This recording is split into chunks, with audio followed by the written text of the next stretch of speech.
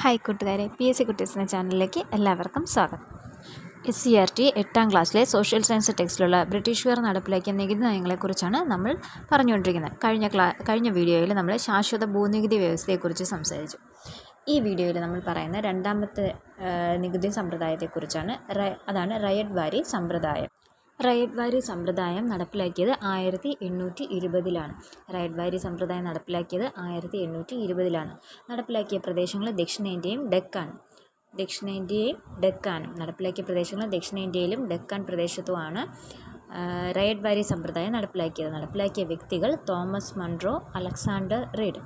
നടപ്പിലാക്കിയ വ്യക്തികൾ Thomas മൺറോയും Alexander റീഡുമാണ്. നടപ്പിലാക്കിയ വ്യക്തികൾ തോമസ് മൺറോ, അലക്സാണ്ടർ റീഡ്. ഇനി റയറ്റ് വാരി സമ്പ്രദായത്തിൻ്റെ സവിശേഷതകൾ നോക്കാം. റയറ്റ് വാരി സമ്പ്രദായത്തിൽ കർഷകരെ ഭൂ ഉടമകളായി പരിഗണിച്ചു. ബ്രിട്ടീഷുകാർ കർഷകരിൽ നിന്ന് നേരിട്ട് നികുതി പിരിച്ചു.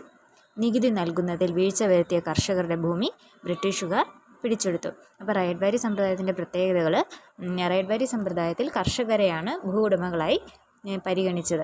ബ്രിട്ടീഷുകാർ കർഷകരിൽ നിന്ന് നേരിട്ട് നികുതി പിരിച്ചു. നേരത്തെ പറഞ്ഞ ശാശ്വത ഭൂനികുതി വ്യവസ്ഥയിൽ ബ്രിട്ടീഷുകാർ സെമീന്ദാർമാരെയാണ് നികുതി പിരിക്കുവാനായിട്ട് ചുമതലപ്പെടുത്തിയത്. ശാശ്വത ഭൂനികുതി വ്യവസ്ഥയിൽ സെമീന്ദാർമാരായിരുന്ന ഭൂ ഉടമകളും അവരാണ് ബ്രിട്ടീഷുകാർക്ക് വേണ്ടി ഉയർന്ന നിരക്കിൽ നികുതി പിരിച്ചത്. റയറ്റ് വാരി സമ്പ്രദായത്തിലായപ്പോഴത്തേക്കും കർഷകരെയാണ് ഭൂ ഉടമകളായി പരിഗണിച്ചത്. ബ്രിട്ടീഷുകാർ കർഷകരിൽ നിന്ന് നേരിട്ട് നികുതി പിരിക്കുകയും ചെയ്തു. നികുതി നൽകുന്നതിൽ വീഴ്ച വരുത്തിയ കർഷകരുടെ ഭൂമി ബ്രിട്ടീഷുകാർ പിടിച്ചെടുത്തു. അപ്പോൾ ആദ്യം മുതൽ ഒന്നുകൂടെ നോക്കാം. റയറ്റ് വാരി സമ്പ്രദായം നടപ്പിലാക്കിയത് 1820-ലാണ്. ദക്ഷിണേന്ത്യ, ഡെക്കാൻ പ്രദേശങ്ങളിലാണ് റയറ്റ് വാരി സമ്പ്രദായം നടപ്പിലാക്കിയ വ്യക്തികൾ Thomas Munro, Alexander Read. Ryotwari സമ്പ്രദായത്തിൽ കർഷകരെ ഭൂവുടമകളായി പരിഗണിച്ചു. ബ്രിട്ടീഷുകാർ കർഷകരിൽ നിന്ന് നേരിട്ട് നികുതി പിരിച്ചു. നികുതി നൽകുന്നതിൽ വീഴ്ച വരുത്തിയ കർഷകരുടെ ഭൂമി ബ്രിട്ടീഷുകാർ പിടിച്ചെടുത്തു.